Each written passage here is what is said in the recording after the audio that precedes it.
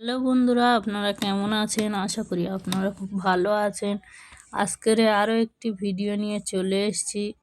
আজকের আমি দেখাবো নতুন স্টাইলের একটি সিমাই রান্না দেখাবো, আপনারা ঈদে বানাতে পারেন সেরকমই একটি রেসিপি আপনাদেরকে দেখাবো। তো দেখুন, এখানে সিমাই নিয়ে নিয়েছি আর আমি সাদা তেল দিয়ে সিমাইটা ভালো করে লাল করে ভেজে নিয়েছি দেখুন। আর এখানে চিনি দিয়ে দিচ্ছি, আপনারা স্বাদ মতো চিনি দিয়ে দেবেন, স্বাদ মতো লবণ দিয়ে দিচ্ছি। আপনাদের যতটুকু প্রয়োজন আপনারা ততটুকুই দিয়ে দেবেন। আর এখানে দিয়ে দেব পানি, সিমাইটা সিদ্ধ হওয়ার মতো এখানে পানি দিয়ে দেব, দিয়ে সিদ্ধ করে নেব সিমাইটা। নাড়িয়ে চাড়িয়ে ভালো করে শুকনো করে নেব সিমাইটা।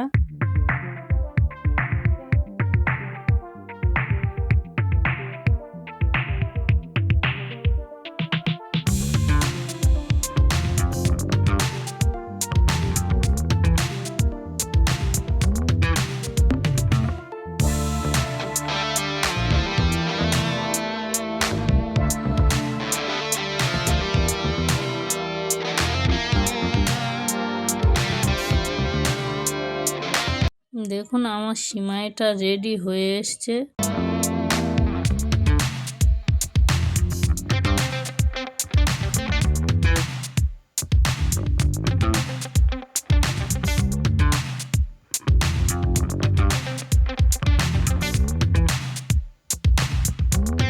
আর আমি একটা বাটি নিয়ে নিয়েছি, বাটিতে একটু তেল লাগিয়ে নিয়ে আমি সিমাই অল্প অল্প করে দিয়ে দেব, দিয়ে চামচ দিয়ে ভালো করে বাটির শেপ দিয়ে নেব।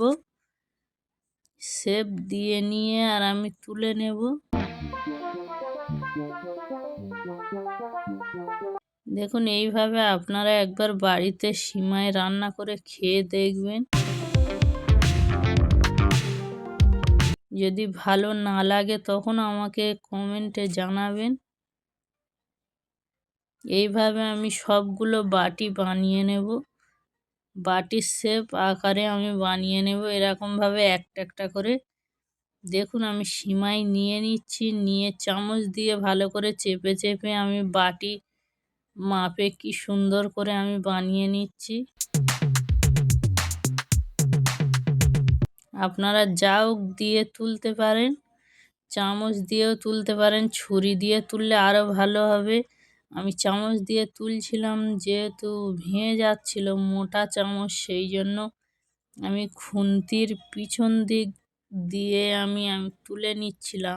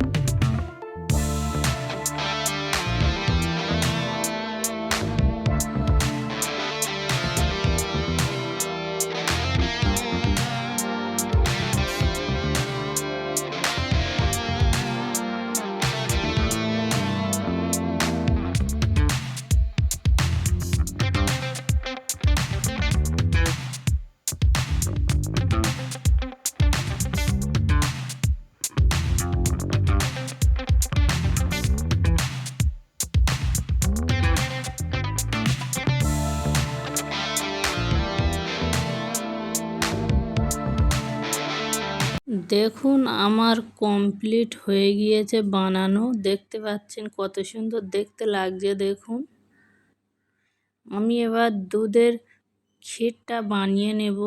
তো দেখুন এখানে আমি দুধ নিয়ে নিয়েছি, আর আমার দুধ আগে আমি জাল দিয়ে রেখে দিয়েছিলাম। ঠান্ডা দুধের সঙ্গে আমি 2 চামচ কর্নফ্লাওয়ার আর 1 চিমটি এলাচ দিয়ে ভালো করে নাড়িয়ে নিয়েছি।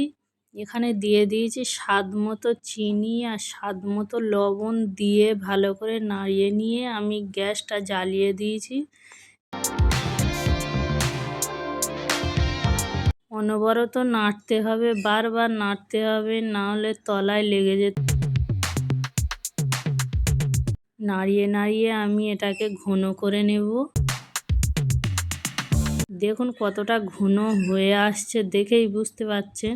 দেখুন আমার এটা রেডি হয়ে গিয়েছে, আর এখানে আমি একটু কেশর দিয়ে দেব। আমার দিতে লেট হয়ে গিয়েছে, আপনারা যখনই ফুটবে তখনই কেশরটা দিয়ে দেবেন। এইভাবে নাড়িয়ে নাড়িয়ে ঠান্ডা করে নেব। ঠান্ডা করে নেওয়ার পরে দেখুন আমি এই বাটির শেপগুলোর ভিতরে আমি অল্প অল্প করে ওই ক্রিমটা দিয়ে দিচ্ছি। দেখুন দিয়ে আমি ওর উপরে কিছু বাদাম কুচি দিয়ে দেব। আমি কাঠবাদাম কাজু বাদাম নিয়ে নিয়েছি কুচি কুচি করে, ওইগুলো উপর থেকে একটু ছড়িয়ে দেব, আর দিয়ে দেব একটু কিশমিশ। তো দেখুন কতটা সুন্দর লাগছে, দেখতে পাচ্ছেন। আপনারা একবার অন্তত বানিয়ে খেয়ে দেখবেন।